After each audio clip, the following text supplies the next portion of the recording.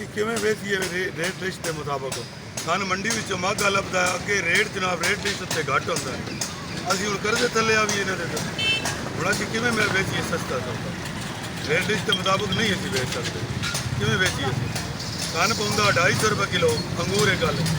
ਅੱਗੋਂ ਰੇਟ ਆਇਆ ਹੁੰਦਾ 220 ਰੁਪਏ ਅਸੀਂ 220 ਕਿਵੇਂ ਵੇਚੀਏ 30 ਰੁਪਏ ਪਲਿਓ ਪਾ ਕੇ ਦਈਏ ਅਸੀਂ सारे जी सब्जी है मंडी वाले रोजाना महंगी देंगे ठीक है को प्रॉफिट इतनी को नहीं है और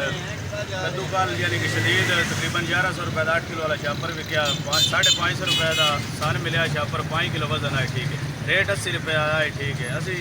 इस हिसाब अगर गुजारिश करते हैं मेहरबानी कर मंडी रोजाना आके या बंदे 2-4 भेजन या आप आउन ठीक है इन्हें आड़तियाँ तक कोई कंट्रोल करन ठीक है महंगी सब्जी सन मिलती है इन्हों की कोई डीलिंग होती है जोड़े छोटे होंगे सब्जी लैके आते हैं उन्होंने डीलिंग होती इन्हों की महंगी सब्जी सन देंगे ठीक है को असी भी 1-2 रुपया इकट्ठा करना होता ठीक है।